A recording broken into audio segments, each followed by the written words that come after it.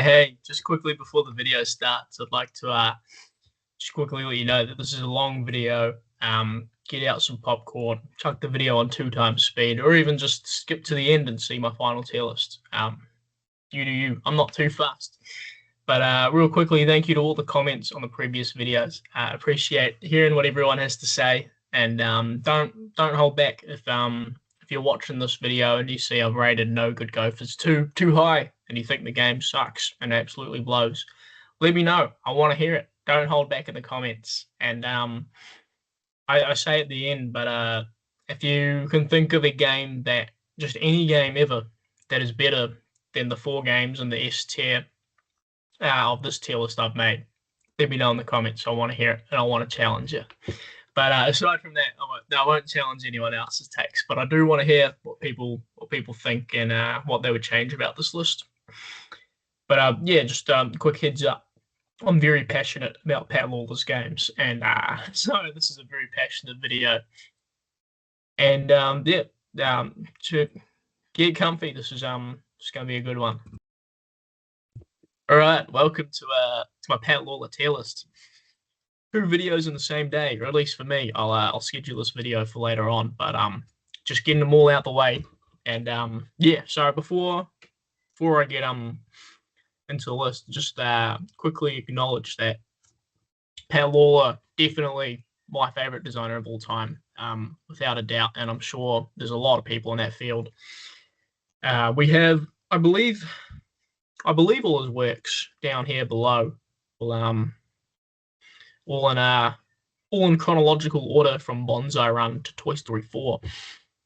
And yeah, we'll be doing these in chronological order. And because I'm recording this the same day as the System 11 video, I haven't read any of the comments on that video yet, but I hope there's a few people disagreeing with me in the comments. And same goes for this tier list. If you think, hey, Toy Story 4 belongs in S tier, let me know. I want to hear it. Again, this is my favorite designer, and I'm intrigued by all discussion about Pat Lawlor. So, yeah, any comments, good or bad, I'm here for them. I want to hear everyone's opinions, so get in the comments and drop a like on the video and subscribe. First of all, we'll start with his first game. We've got Bonsai Run here. Classic game. It's a game you don't forget you played. If you played a Bonsai Run, it's a very memorable experience, and it's a game that sticks with you. You know, I hear lots of people go, "Oh yes, Bonsai Run. I love that game. I want to play that again." However, I might not have the story straight here, but I think it was a bit of a critical failure. Well, not critical, commercial failure. A very critical success in terms of players nowadays. But with how many flippers this game got? Like 6 whole flippers. The added cost of a whole nother playfield up the top of the cabinet. If you're unfamiliar with Bonsai Run, do yourself a favor and search it up. You're not going to regret it. It's a sick game, and if you can seek one of these out locally, whether that's I don't know, get on your local pinball maps, grab a couple mates and spend an afternoon playing Bonsai Run. You will not regret it. But I think due to the added costs of just like kind of extra playfield, heaps more mechs, I don't think this game sold as well as Williams was hoping. But this is how Lawlor got his start. I'm pretty sure he built a prototype in his basement, brought it over to Williams, and they went, "Cool, we'll make that." Bonsai Run, I'm thinking A tier. I love it. I've just spoken about it like an hour ago on my System 11 tier list, so it's pretty fresh in my mind.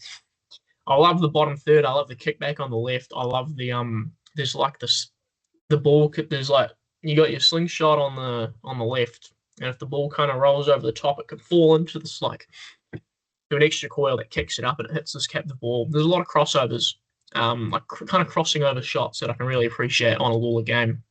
I love the ramp. I love that shot to the upper playfield. That spinner shot is very satisfying. There's no direct feeds to your flippers. There's no safe shot in that regard. All shots, successful or not, require some sort of flipper skill and knowledge of that particular game to be able to manipulate the ball to its full potential.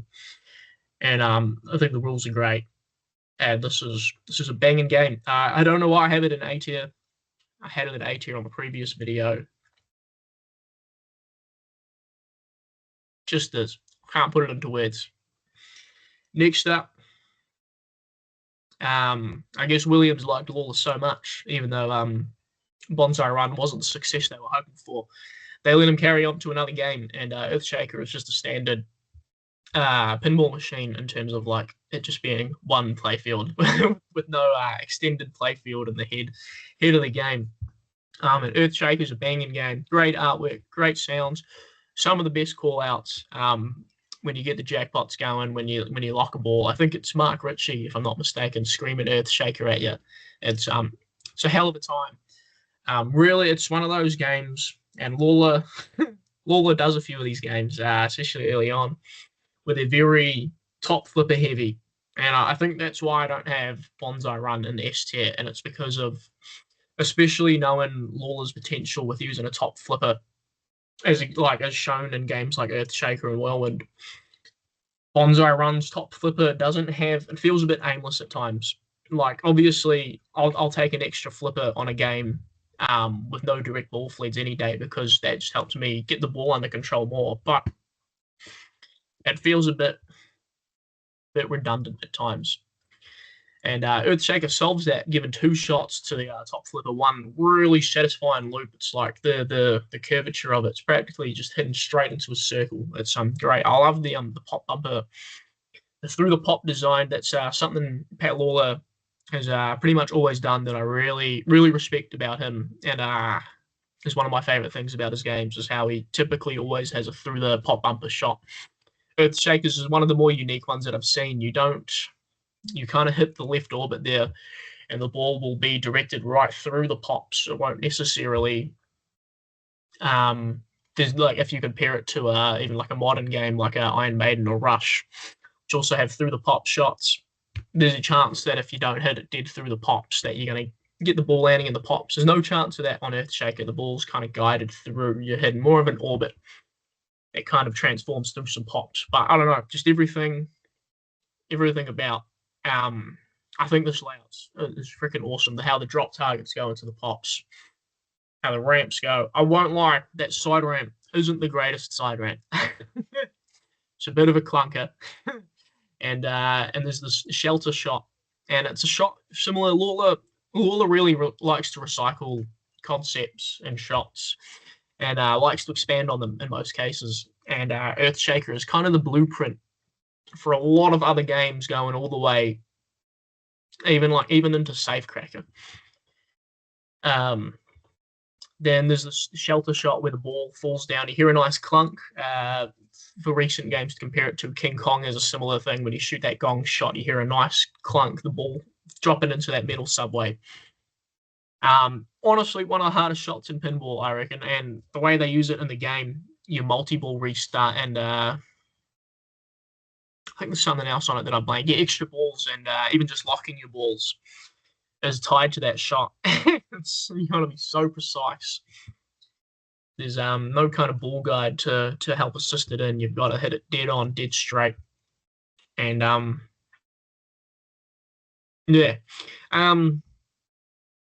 not S tier. I know I've praised this game a lot. I think it's an amazing layout, and I think it's a good rule set. And like, a rule set and a layout is kind of like a marriage. They really need to be working together. And I think Earthshaker is a pretty damn good example of it, with how each shot in the game kind of relates. But I feel like, even though the rules are still pretty early on, games weren't as in depth as they get to when it comes to games like Funhouse, like literally a year or two later, I want to say. I think Earthshaker is 89 and Funhouse is technically 1990. So 1 calendar year difference, but still a lot of development and pinball rules and gameplay between those games. So it's still kind of an kind of a mid-System 11 in that regard. Like, it's still kind of coming out of that solid state era, but it's not quite jumping into that WPC era. But I think the gameplay can get a bit boring when it comes to just spamming this one shot that feeds your top flipper and then shooting that side ramp, because you can just rinse and repeat that, and it's, depending on how it's set up, it could be pretty easy or pretty hard. But it kind of, as much as I really love games that let you spot shots, and System 11 games are like the prime example of this, especially like Earthshaker, Whirlwind, High Speed, F14, those kind of games. But I don't know. Just not hitting S tier for me. I don't know why. I love it to death. I think it's great. I think it's innovative, and like, we'll get to Whirlwind next, but it's like a blueprint for Whirlwind. Whirlwind takes what's great about Earthshaker and ramps it up to 100 kind of thing. And so we'll get to Whirlwind now, and I'll kind of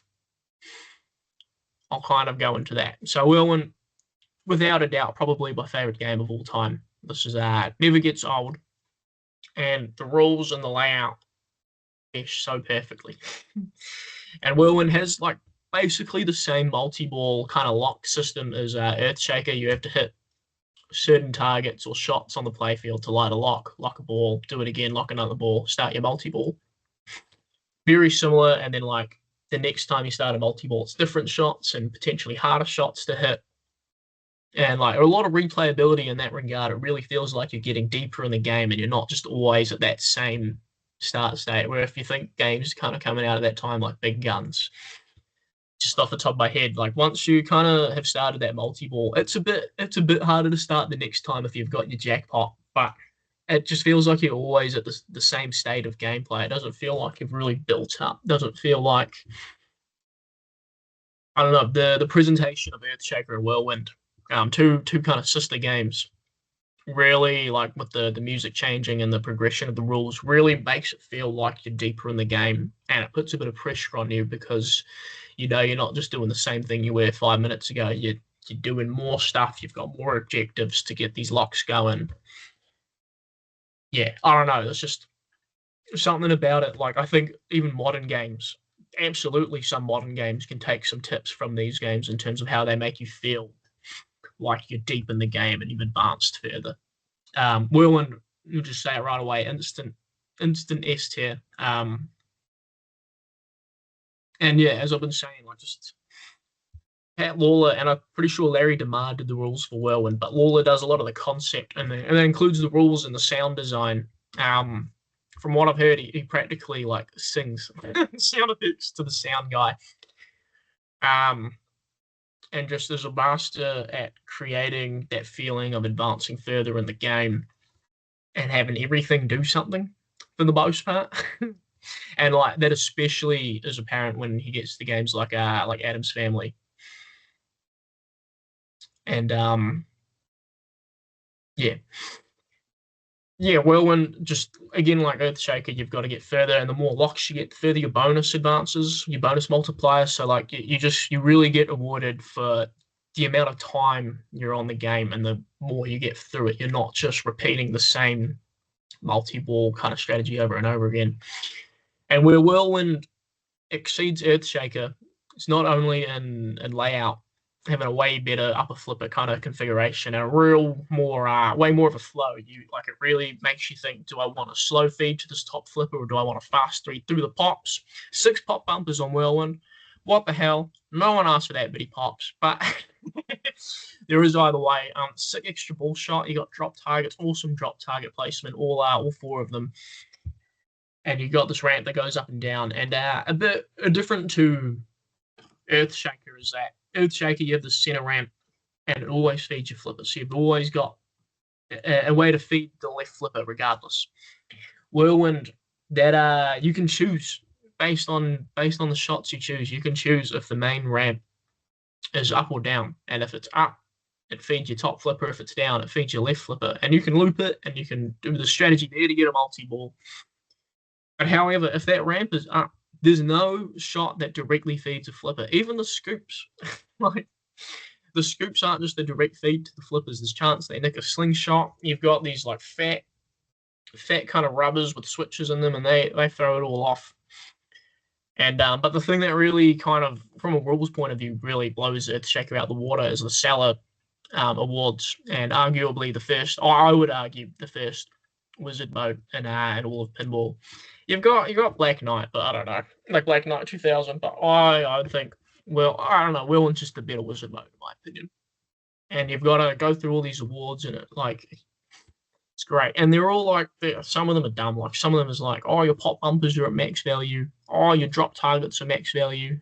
And then some of them are like, here's a million points lit here. Here's a quick multi-ball lit, and here's an extra ball lit.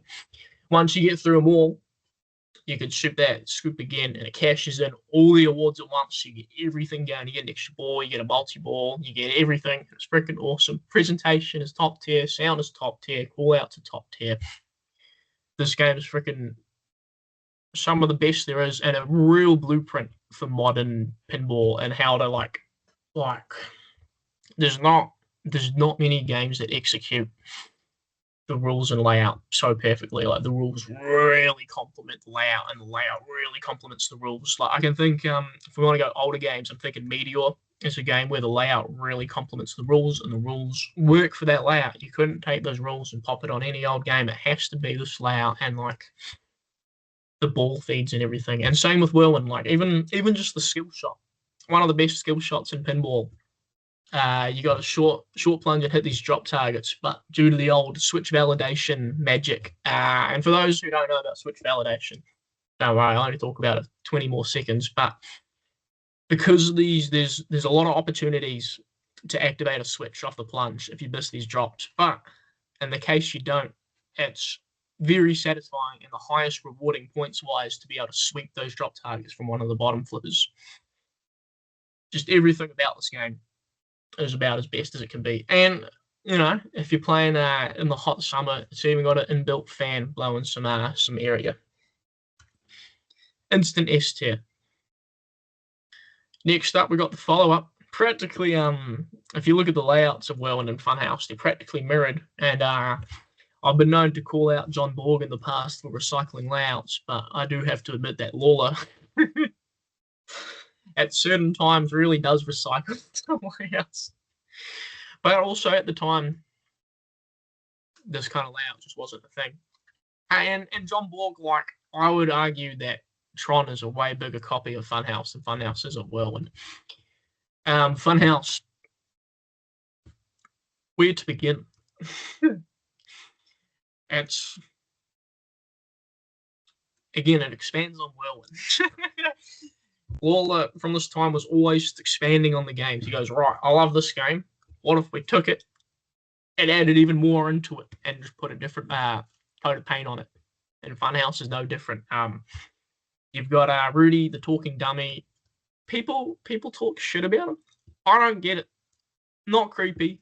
Cool as the most interactive toy in all pinball. The dummy on the playfield, Rudy. This is where interactivity in toys and mechs peaks. You don't get better than Funhouse. And sure, you could argue, oh, it's just one shot from the top flipper, but it's the way he talks to the player, gives every player in a multiplayer game a specific name, remembers your name. His eyes follow the ball. His eyes don't need to do that, and just the way, it's so perfectly executed. And that's just it's just this random dummy on the playfield. The layout is sick. There's a few bits that I feel like aren't used. I feel like, as much as I was praising Earthshaker and Whirlwind for having great through the bumper shots, Funhouse is no stranger to having a great through the bumper shot. However, I feel like it's a bit redundant when it comes to the gameplay of it. There's this really great shot up the center that you can only make from one flipper, and it's really tight and it's really early, and it gives the top flipper a really slow feed of the ball, and so you can accurately make your shots with the top flippers, which are crucial to getting anywhere in Funhouse is using that top flipper. And I feel like if you send the ball through the pops, you're just asking for trouble. It's going to come around way too fast. There's no ramp to hit. You don't need that momentum. Those shots from the top flipper are tight. You want to be precise. You can't just have the ball flying around. It's just, you're doing yourself a disservice going through the pops. And similar, like, Lawlor has this thing. Like I was saying, he utilizes every bit of the playfield. No, he doesn't. On Whirlwind, Funhouse, and Adam's Family, he has like pretty similar spots. these scoops on the sides of the playfield. It's Adam's Family. It's a swamp. Funhouse. I don't even know what it's called. And Whirlwind, it's just like the scoop release. These scoops that you can shoot the ball into, and they're the main way that the ball exits the subway. And they're full on shots. They're shots on the playfield that are tricky to hit, and you can hit from your flippers. But when it comes to the rules, they do nearly nothing. Nearly nothing. I hype all these games up. Everything's being used nearly.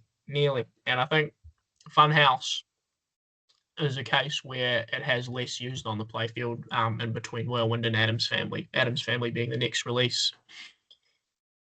And but aside from that, it also just acts as a consistent feed, so you get used to the feeds from those scoops. But I've completely blanked on what I was saying about Funhouse. Funhouse ditches the lock and multi-ball kind of progression established on Whirlwind and Earthshaker in favor of like a switch kind of based lock progression. The more switches you hit, they advance this fat ass clock in the middle of the playfield. It's all lights on the playfield. Every bump is 5 minutes. But what's cool is that if you hit a ramp, it adds like, say, completely blank, like maybe 15 minutes. So the harder shots or the more precise shots you hit, the more it advances the clock. And so in the meantime, you're actually focusing more on your mirror awards, which are very similar to Whirlwind's seller awards. And similar to Whirlwind, there's a big payout if you get through them all. And Funhouse won maybe the first game. I can't think of any prior. Goes hard on the Frenzy. Frenzy is a timed mode where every switch is worth a certain amount of points. And in Funhouse, they award it all in bonus, which is cool. Fucking sick rule. That rocks. Yeah, great rule. And there's multiple ways to earn different Frenzies, and the one you get from completing all the seller modes or the mirror modes is worth the most. And that's where they really utilize the whole playfield, right?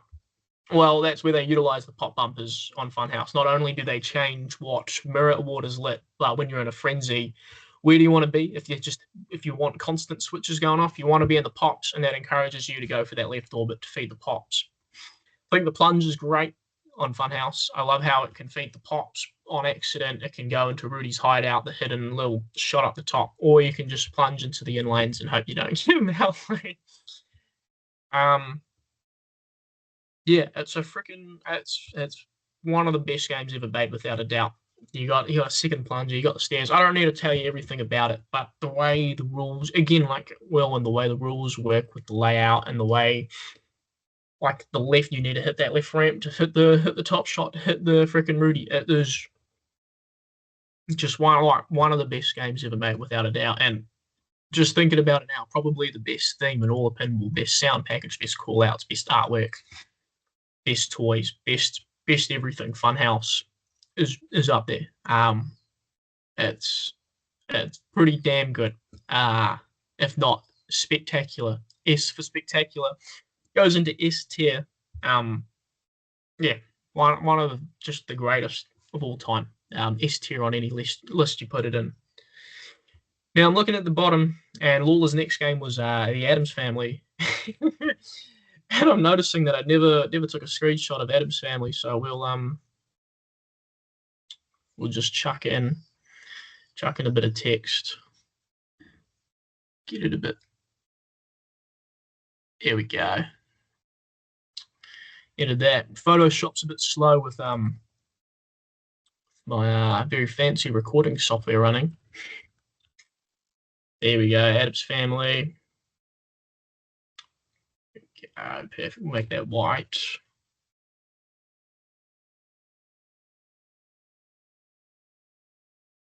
Perfect. Sorry for the production delay there.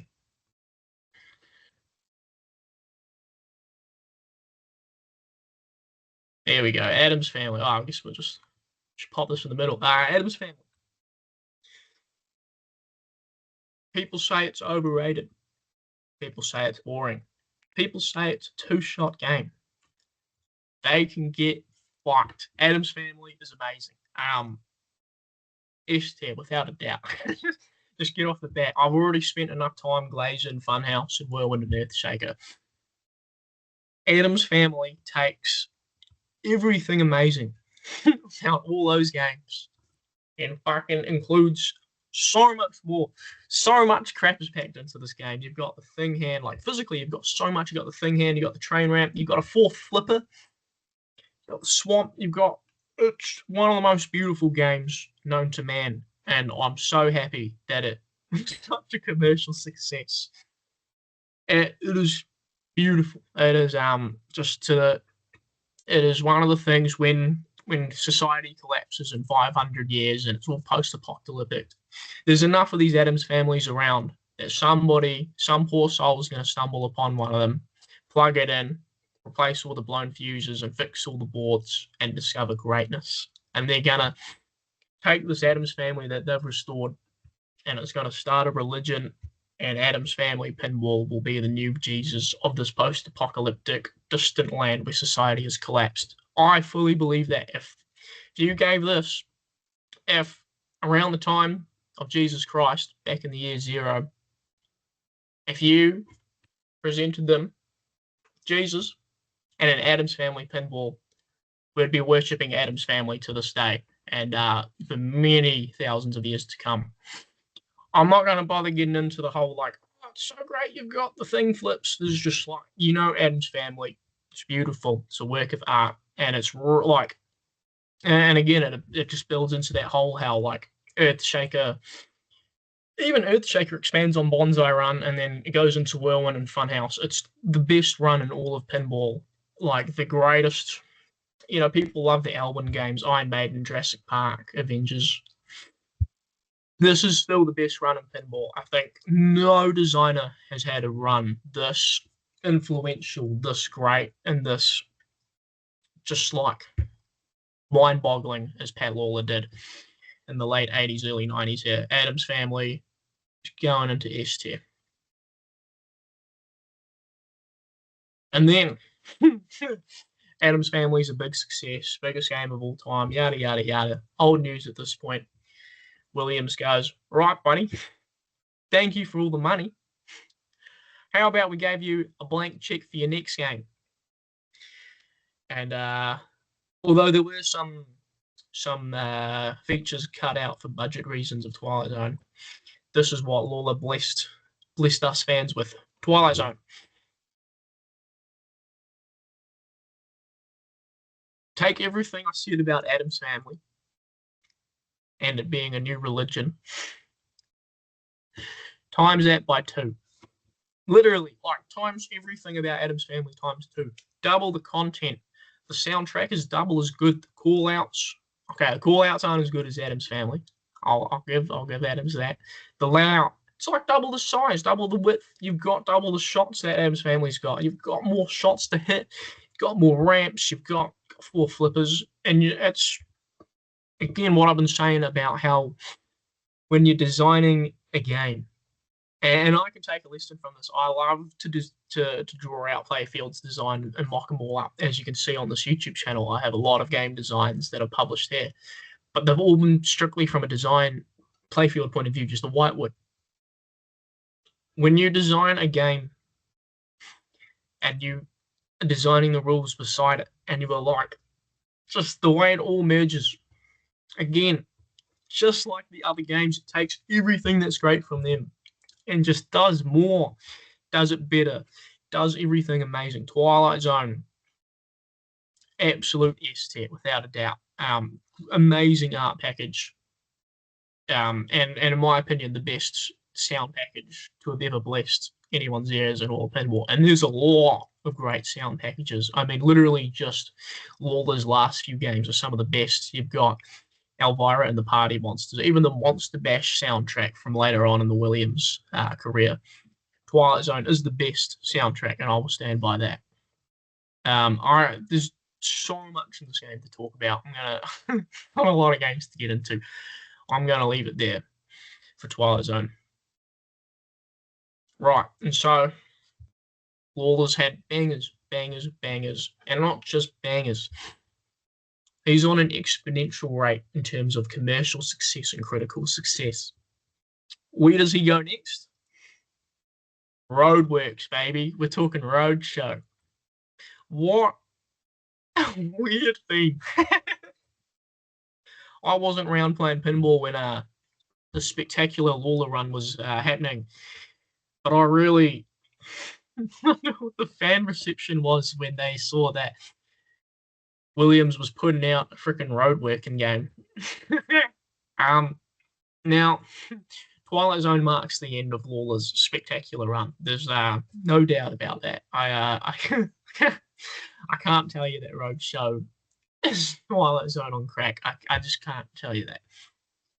However, Roadshow is pretty sick. And again, I'm talking about all this expanding. Roadshow takes the Funhouse dummy, best mech in all of pinball, personally, and doubles it, literally. 2 of them in the playfield. I think it's great. I think the layout of this game is sick. I love the 4 flippers. I love how there's 3 on one side. I love the shot that feeds the bottom one, and I love this is a masterclass in layout design. And I need to check. Let me pull up my phone now, because I believe now Pat Lawlor is the big creative behind all of these games, right? He's not just like, I don't know, just like a modern designer doing a layout and handing it off to a programmer to do the rules for. But if I am correct, I think Larry DeMar wasn't on rules for this one. So, okay, I got it wrong. Larry DeMar did not do rules for Whirlwind. I might have claimed that a lot in the previous video, but that's all good. But he did Funhouse, Addams Family, Twilight Zone. And then he didn't do Roadshow, and I think it shows. I think it really shows. I think Roadshow, unfortunately, feels underbaked. I think there's a lot of concepts in there, and there's a lot of little things going on, and there's a lot of modes. They've fleshed out the modes, although they don't feel that important, or at least from what I've played. I don't think the scoring's as balanced. One thing to mention about the last 4 games, Addams, Twilight Zone, Funhouse, and Earthshaker, the scoring is pretty damn balanced. Pretty goddamn balanced. I reckon Twilight Zone and Addams Family are some of the most balanced scoring games there are. Roadshow is not. I think it's Dwight Sullivan on code here. Maybe that's why. I think Dwight's more of a board game enthusiast than a scoring enthusiast. But I just and there's probably statements out there saying that Roadshow's was rushed into production and wasn't able to get its code finished on time. And I've heard it's a bit of a buggy game. Maybe I'm mistaken on that. But Roadshow's still sick. I think the layout,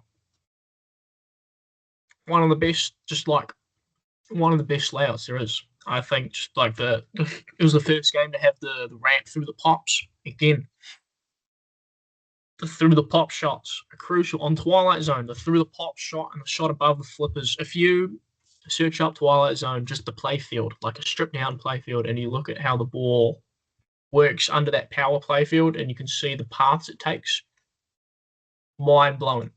Every time I see it, mind blown.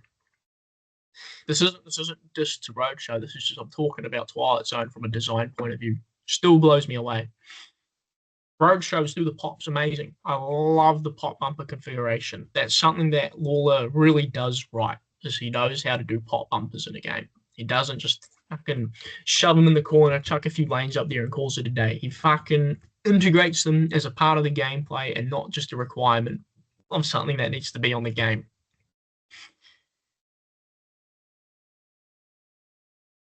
I'm really conflicted. I don't know if it's A or B. I think I'm going to go A because the layout's just so fucking good on this game. Even though the rules are a bit underbaked. Let's speed things up. Nearly 40 minutes in. So that's kind of where we're done with the classic run. We're now getting into a weirder side of Lawlor. Here we go. Safecracker. If you're unfamiliar with the Safecracker, search it up right now. It's a tiny game. I think I'm probably mistaken on this, but if you take the difference between a standard and a wide body, it's that difference, but the other way around. This is like I don't know what it's called, a tiny body? I don't know. Skinny body. It's a tiny game with tiny flippers at the bottom. And I have not spent nearly enough time on this. I picked it up on Pinball FX the other week and I've been having a hoot on it recently.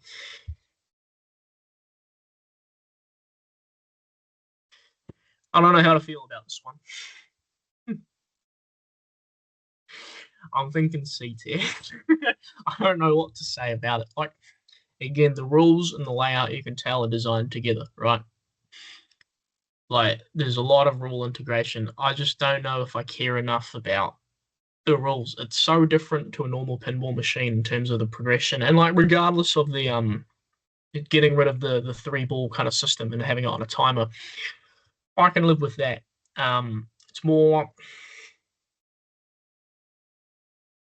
just doesn't do it for me, man. I don't know. I think the layout's very interesting though. I like the pop bumpers and I like all the drops, but I think unfortunately this game doesn't have the longevity and falls a bit into the gimmick side. For me personally, and I don't think that's necessarily a hot take. I wouldn't suggest a safe cracker and a massive lineup. If you have a small lineup of games, say you you're buying some games, you're like, crap, I've only got room for one game in the house. Any of those games in the S tier row will do you justice. It's all you need. I stand by that. Any of these games. Oh, I'll get sick of them. Nah, maybe if you're a bitch. Fucking real men never get sick of these 4 games. But a safe cracker, you gotta have a big ass lineup to justify a safe cracker. It's too gimmicky. You get bored of it. Maybe it's fun when guests come over. Not yeah, not the greatest game. Next up, I believe we have Lawlor's final production game with Williams. I know he definitely had a Pinball 2000 in the works before Williams closed their doors at the end of the decade there.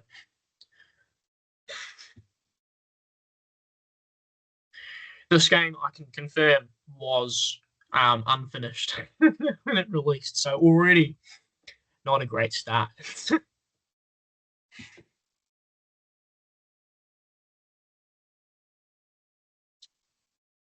Just gonna say it right away.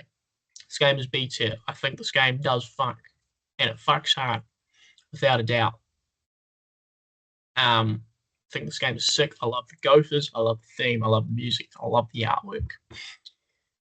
And I believe it's from Whirlwind onwards. It's this one artist. I think I don't know how to pronounce his last name, so I'll just call him John UC. That's how I believe it's pronounced. And him and Lawlor, I believe, did every single game together from Whirlwind onwards, and it shows. These '90s games, beautiful. Some of the best artwork in all of pinball. These games here. Gophers is no stranger. I think Gophers is full with charm. It's fun. It's funny. Those Gophers are sick. I love the ramp mix. I think those are very, very complex, but work with the theme. They work for locking balls. They work as feeding the top flipper. I think it's great. I think the rules are cool. I think the lock rules are cool. I like progressing towards multi-ball. I think that works.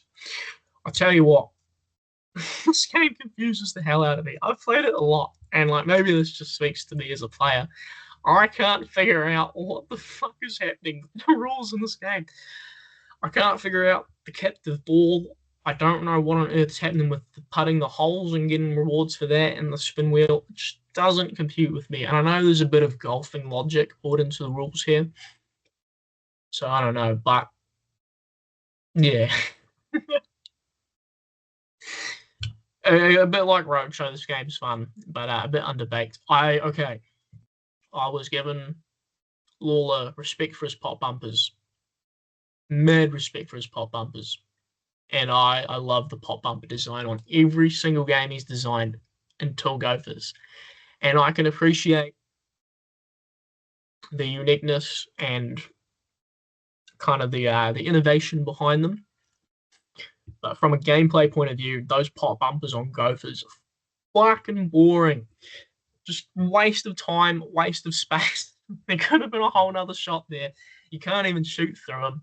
They just take up time. I just don't care about them. I feel like I'm always accidentally shooting the ball into a subway shot that just falls into them.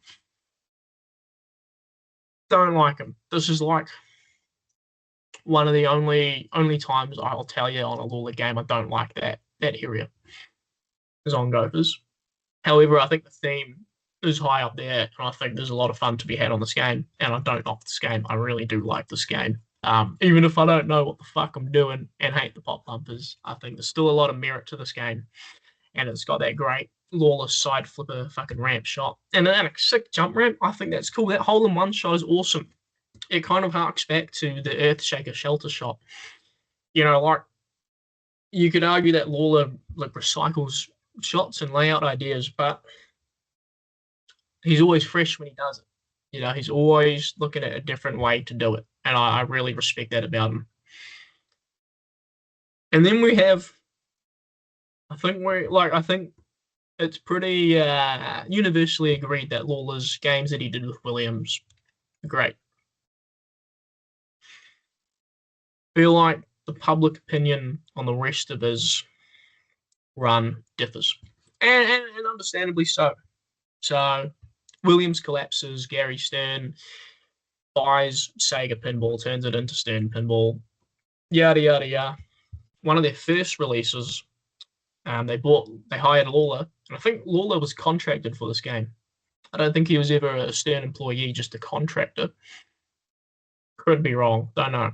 And he put out Monopoly, same artist from Whirlwind all the way to Toy Story 4, believe it or not. And Monopoly slaps. I think this game is sick. I think the layout is sick. You know, I hear people say, oh, it's just an Addams Family clone. It's just a Gophers clone, a Whirlwind clone. No. Similarities, yeah.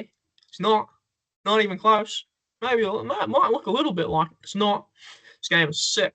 I love the train ramp. I love the ramps. There's like 4 ramps on this game. There's a lot. But, and like, I'm not too familiar with the rules on this one. I know enough to get me through a tournament. Same with Gophers in that regard. I don't know this game in and out like I know all those S-tier games. And the rules probably let it down, and the theme's not the greatest. However, I like the artwork. I think the artwork on this game is stunning.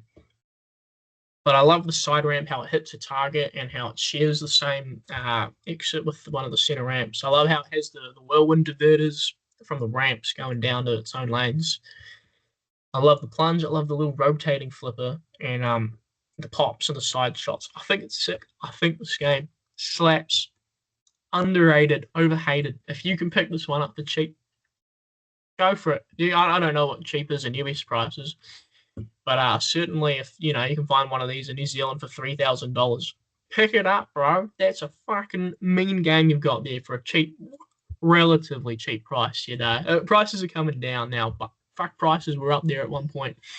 This game slaps.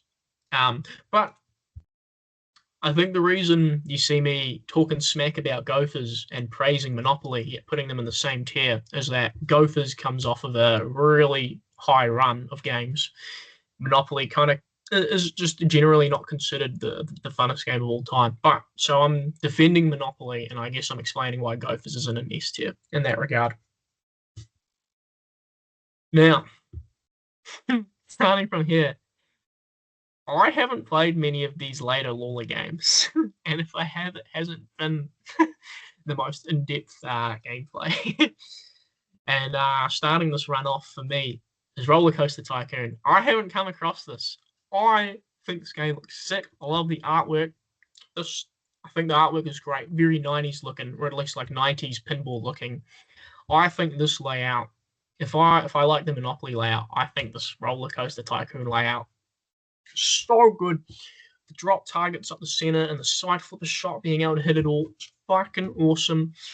I love the pop bumper layouts and just fucking the ramps. I think this game's sick. And fucking, if anyone knows where there's one to play in New Zealand, let me know. If it's if it's on Stewart Island, I will book a flight to play this game. I think this game looks so good. Now, couldn't tell you anything about the rules. Couldn't tell you anything about the sound. It's got a random troll doll on it. It's cool. Do what you want. Doesn't, but just the layout of this looks fucking sick. So yeah, if anyone in New Zealand knows of one, and wants to either let me play theirs or donate me one, let me know ASAP because I will absolutely. I'm dying to have a hoon on this game and have been for years. Next up, we got Ripley's Believe It or Not. I think this was a bit of a semi banger back in the day. Like, I mean, you had Lord of the Rings and Simpsons Pinball Party coming out around this time, which were clearly public favourites. But I think this was a bit of a you see this around sometimes. It's a bit of a fan favourite. I think this game's sick. I there was a digital copy that I'd play as a kid.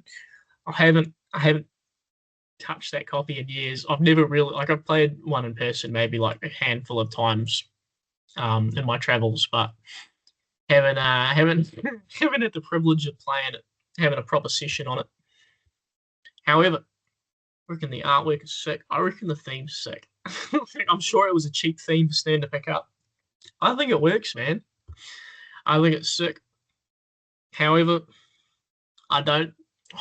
I think it's cool. Like I don't really have anything bad to say about it. I don't think it's as cool as Roller Coaster Tycoon, but I think it probably has the longevity. I don't know. I think it's a B tier game without a doubt. I think it's a cool game. Pick one up for cheap.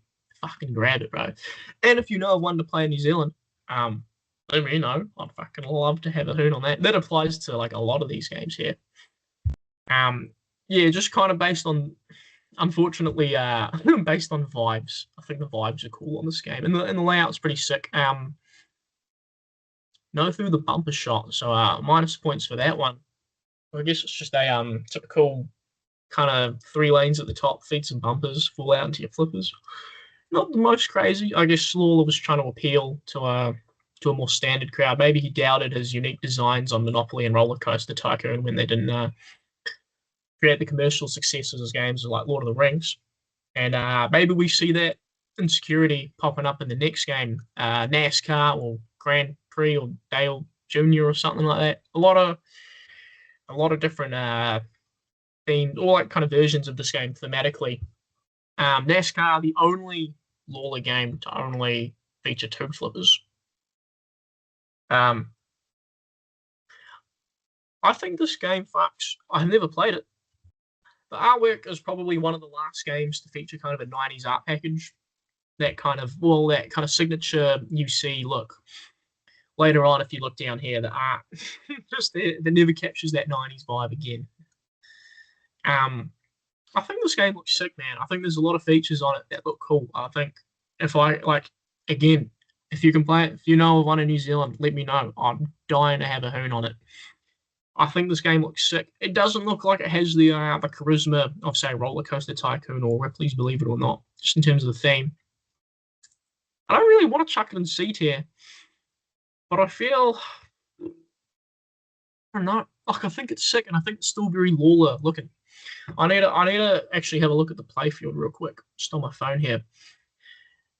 This is probably the one Lawlor game where the playfield's a bit blurry to me. I feel like the other ones I have them mapped in my head.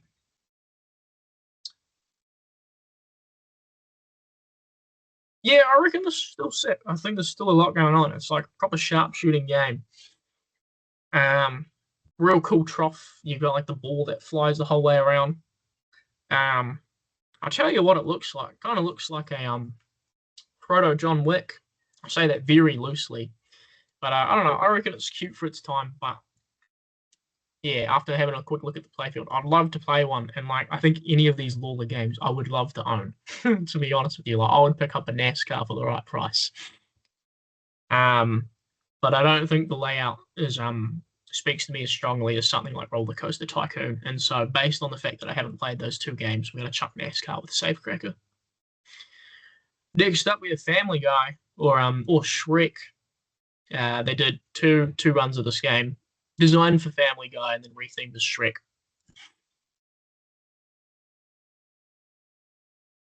Yeah, I don't know about this one. This is one I've played a few times in tournaments. and have a semi-understanding of the rules.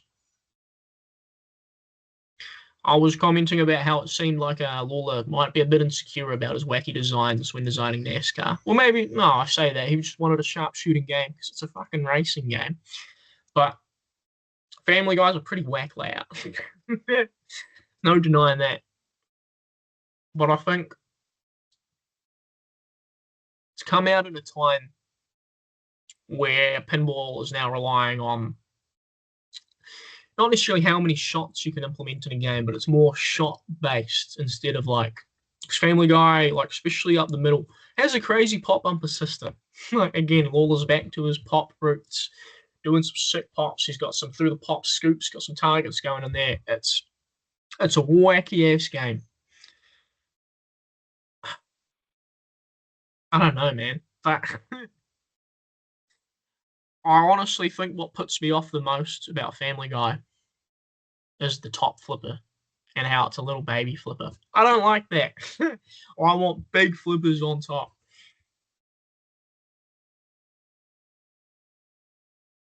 Tell you what it is about Family Guy. And I've noticed this when I try to design a game. You have all these really cool shots that all blend into each other and all like cross over and make sense in the context of the shot next to it. But all of these shots feel like secondary shots. Even the ramp on the left should be like a main shot, but just due to its quick turnaround, feels like a secondary shot. It doesn't feel like a center shot. I don't think on Family Guy there's anything obvious to hit. Whereas like Adam's Family, you've got a fat ramp in the middle. Even Roller Coaster Tycoon, you've got some big ramps to go for. I don't know how to explain it properly, but they're kind of like mini shots. Family Guy feels like it's full of lots of secondary kind of mini shots, even down to that top flipper, just hitting captive balls in a little U-turn. It's cute if it accompanied a main shot for that top flipper. You know, it doesn't feel like there's enough. It just doesn't justify having that flipper, in my opinion. And if there was maybe something more in this layout, this is like, yeah. I feel like up until now I haven't critiqued his layouts too much because there hasn't been much to critique. But this game, even the pop bumpers feel a bit random in how they, and the shots around it feel very kind of random in whether the ball falls into them and doesn't just feel like a major shot to go for. All of these shots feel like minor secondary shots that really complement a main shot. And for this game, and like, and it says, and having that top flipper being a baby little small flipper, just like justifies exactly what I'm saying. Instead of having a prioritized main flipper with a big shot, they're all just little shots dotted around the gameplay, dotted around the playfield. Yeah, I don't know, and the theme's right. I like Family Guy the TV show. I don't find this game particularly funny, to be honest with you. But yeah, I feel like it's kind of it. And again, like I say that I would love to own all of these Lawlor games. Family Guy is probably one I don't feel the need to own. And maybe it's because out of all these 2000s games, it's one I've played a lot. Not too much, but I played it a few times in my travels. A lot more times than I've come across Ripley's, believe it or not. And CT is not bad, bro. Like, there's a lot of cool shit tucked away on this game. Oh, that upper playfield sucks. If Stern was doing Pro Premium LE, that model that they would do now, back then, why the fuck would you buy a Premium? Because the Pro wouldn't come with that upper playfield. What a snooze fest, bro. What a freaking kiddies looking toy that is. Anyway, we'll move on to probably the ugliest game in Lawlor's lineup. CSI, I've never seen the show. I know nothing about the show. This game's weird.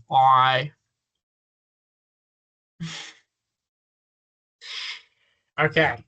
I'm now thinking about everything I've said about Family Guy, and I'm realizing that CSI has the same fate. CSI is a bunch of mini shots that all are cool together. The top flipper is only a baby flipper.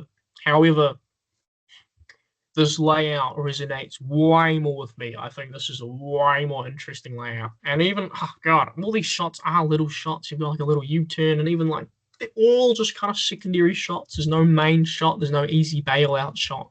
They're all little shots that do their own little things that interact with the little shots around them. I like the pops. I like the top flipper. I like how the top flipper is hidden behind a scoop.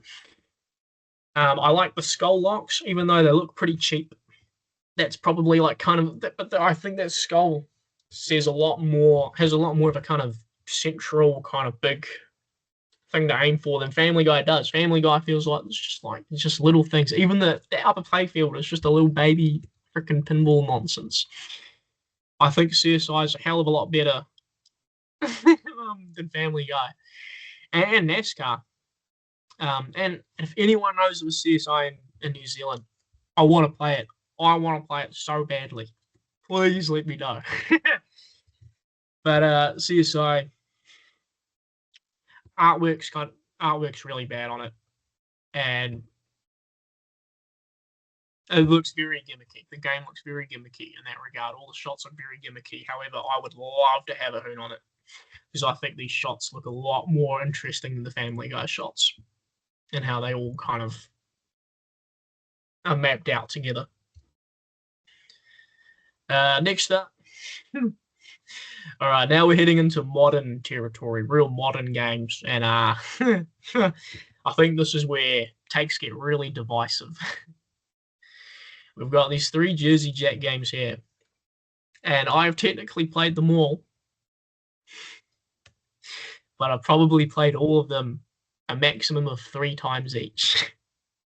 I don't know these games. I don't even know what to say. This is a weird mix of games. Dialed in, right? So Lawlor took a break for like nearly 10 years from designing. I don't know what he did. Maybe he was spending time with his family, like the big guy, the absolute Chad he is. But Dialed In was this return to form. This like, hey, we've brought back Lawlor, we've brought back John Yao C or UC or whatever his last name is. And they're delivering you an original theme, stuff the fans were crying for. An original theme made by these 90s guys. It's going to be 90s, man. Well, I don't know if they said it's going to be 90s. Clearly not, because look at the theme. This theme is doo-doo. I can get amusement out of bad pinball themes, whether we're talking like real old school shit like Barracuda, where you got this random fish lady. Not a great theme. I think it's sick. I think the artwork on Barracuda is sick. Dialed In, such a nothing burger of a theme, and it's like, what is it? Cell phones? I barely played the game. Cell phones? Are you kidding me, bro? Drones? Just like cringe 2010s tech. Blech, not what I want to shoot. And it suffers the fate of having like an LCD, like heaps of LCD screens on the playfield. You've got Jersey Jack, fracking smash your eyes with a massive TV a couple meters away from your face, and then they're like, hey, buddy, what if we gave you 2 more screens on the playfield? Like, no, don't want them. I think the hologram looks cool, and maybe that's way more of a presentation thing, not just delivering information. And I guess the cell phone makes thematic sense. But I don't care, man. I don't want to play pinball to freaking text people on a cell phone. I don't know if that's the rules. I don't know the rules to this game. This theme is doo-doo, bro. And John, you see, creative freedom. There's no license. This isn't a CSI or NASCAR situation where he has to use this Photoshop template with the assets that the licensor gave him. He has creative control. And I'm not knocking like the quality of the artwork, I'm sure is fine. And maybe it's just because, you know, I guess it's a bit like if you go to see Kiss in concert, you know, and you're like, oh, hell yeah, I love Kiss. I love all these 70s and 80s bangers. I'm so excited for Kiss. The guy's wearing makeup. And instead it's Paul Stanley and Gene Simmons, and they sit down and they're not wearing the makeup. They're not doing fireworks. They're not doing the song and dance. They don't even have electric guitars. And they're like, hey, we've been real into jazz lately. We're thinking of putting on a jazz show for you guys under the name Kiss. This is what it feels like. Dialed In, it's like it's the right people from the right time, from the period we love. They just didn't do it, bro. They're like, or maybe, okay, to make the analogy a bit better, it's like if Kiss started rapping. That's exactly what it is. Like, hey guys, we freaking love hip hop. We're gonna release a hip hop record and we're gonna go on tour and do all this hip hop stuff and ditch the makeup. It just doesn't work, you know? And then Dialed In's the same thing. We've got these classic guys who we love, and they're like, yeah, bro, cell phone pinball machine, Dialed In. I feel like it must have been fucking Jersey Jack was like, right, I love the pun Dialed In. It's like cell phones, it's like pinball having a shot dialed in. Not the game, bro. Not the game. D tier. I don't even care for the layout. I would much rather play CSI, a TV show that I've never watched, don't care for, and has an awful art package. Oh, what am I saying? I don't know. What am I saying now? Because I've just said Dialed In. It doesn't have an art package that resonates with me. It doesn't have a theme that resonates with me. Well, the theme Dialed In pisses me off. CSI doesn't piss me off. It's a product of its time. Stern just had to grab the cheapest license they could to keep the lights on. Jersey Jack's this brand new company with fat stacks of cash coming out of Jack's pockets. And he's getting all these old timers in. Dialed In. Cell phones. Why? Why? And saying that, I like the right orbit feeding a ramp. That is sick. I love orbits that feed ramps when you don't know they're going to feed a ramp. Sick. That's about it. It's a unique layout. You definitely didn't. It's not like a Gophers or a Monopoly where the layouts do feel a bit more recycled. I know I was saying that Gophers and Monopoly aren't recycled layouts, but they're a lot more recycled feeling compared to some other games like CSI, Family Guy, and Dialed In. Now, let's not talk about Dialed In again. I seriously, if anyone has one in New Zealand, I'm keen. So keen to have a hoon on this. I love Pat Lawlor's games. I want to play all of them, and I don't just want to play them. I really want to play them. I want to give Dialed In a chance. Seriously, that's my rating just based on the overall presentation, and the layout doesn't look the most intriguing. Like CSI's layout looks so much better. All right, we'll get to Willy Wonka. Let's speed through this. Already an hour in. I might speed this up in post. Who knows? Willy Wonka, which I can't chuck this in C tier. I think I played 2 copies of this. Not often. If anyone knows of one in New Zealand, there definitely is one around because I have played one. Let me know. I'm keen to have an absolute home. I'll shout some beers. Just have a good time playing Willy Wonka. This layout, sick. Lawlor brings it back. Finally, cool through the pop shop. Brings a kind of Judge Dredd flipper setup. Cool ramps, cool toys. There is a big ass LCD screen. Why? I don't want more screens in pinball, bro. I want cool shit. I've got a screen in my pocket at all times. I don't need them in my pinball machines. Saying that, Willy Wonka's a cool layout. Don't care for the theme. Artwork doesn't do it for me. It is what it is. But I'm keen to have a hoon on it. But I think, even though I've got literally games like Roller Coaster Tycoon and Monopoly above Willy Wonka, which sounds stupid. Just like the presentation of those games and the artwork and the DMDs, it's beautiful. It's just like it's an era that I love. And Toy Story 4, I guess it's all right. I don't know. I've only played it, yeah, like I said, about 3 times in a tournament setting. I think the combo between the ramps feel nice. Those shots feel great. Like, feel amazing to shoot. Top flipper shot can suck my ass. Why is it a baby flipper? I don't. Why does he got to put baby flipper shots as the prioritized top flipper shots? Don't want to shoot a fucking baby flipper shot. And same for Jaws. You know, people are arguing in the comments of my last video about having Jaws at the same level as Avengers. Oh, mate. These people would be disgraced to see Jaws so low. I don't want baby flipper shots as the main shot, all right? I want big ass flippers and a baby flipper to accompany it, or like just put it on a mini playfield or something. Don't have the third flipper in your game. Be positioned like an upper flipper shot, and have it as a baby flipper. You're not talking my language. And saying that, Toy Story 4, no, it does nothing for me. Like, technically, it's really cool, but like, it's just not, the art style doesn't resonate with me. I think Roller Coaster Tycoon looks fucking sick, and half of that's the art package. I think Toy Story 4 is a kind of a shallow game in regards to what's coming out, but also in terms of the layout, it's a pretty shallow layout. And Pat Lawlor's last game, so I was very, very excited for this game. I think Toy Story movies are excellent. The first three, that is. Okay, so I don't care for Toy Story 4. Movie wasn't that great. First three Toy Story movies, amazing. Perfect. Didn't need a fourth. We got a fourth. Wasn't good. Okay. Then there's rumors circulating. Jersey Jack. And Jersey Jack, they're the big flashy company. They're the company that puts all the money into their games. They got toys. The rumor is they've got the Toy Story license, and it's Lawlor's final game. And it's like, God damn. This sounds like the best game of all time. Amazing movies. So much potential for mechs and kinetic related. Just, so much potential. So much potential. And it's Lawlor, so you know it's going to be good. You hope. And then you find out it's not Toy Story. It's not Toy Story 2. It's not Toy Story 3. It's the worst movie. An unnecessary movie. A movie that did not need to exist. The bad movie. Toy Story 4. Why? Toy Story 4? I don't give a fuck about that movie.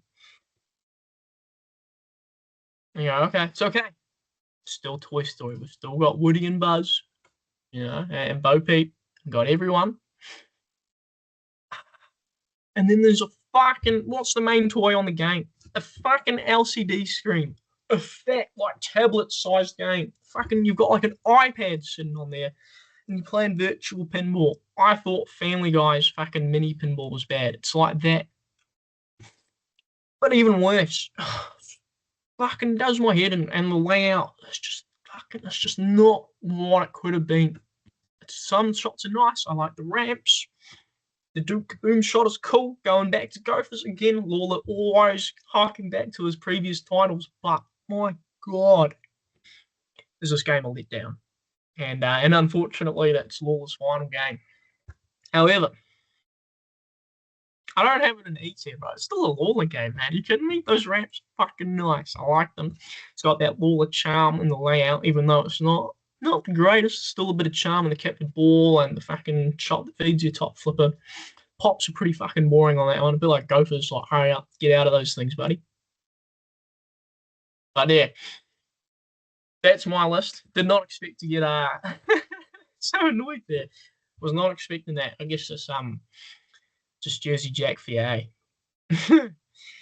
Anyway, to sum this list up, Williams is the GOAT. Jersey Jack sucks, and Stern is just all right. Welcome to all of those who have skipped through the video. You didn't miss much. You just must be glazing the old times and getting my panties in a twist about the new times. That's all good. Nothing new there. This is the list. I'm pretty happy with this.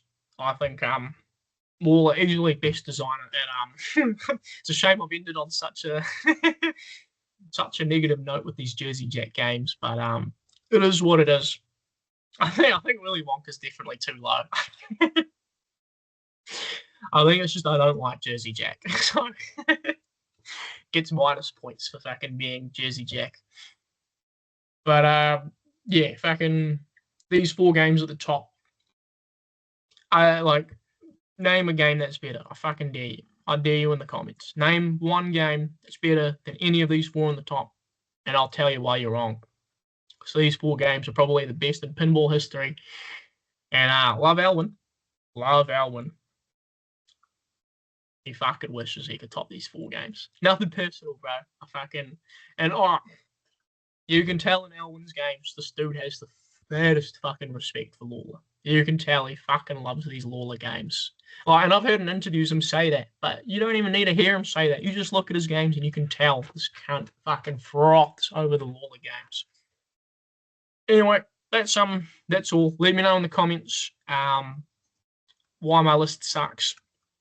You can do so. I don't care.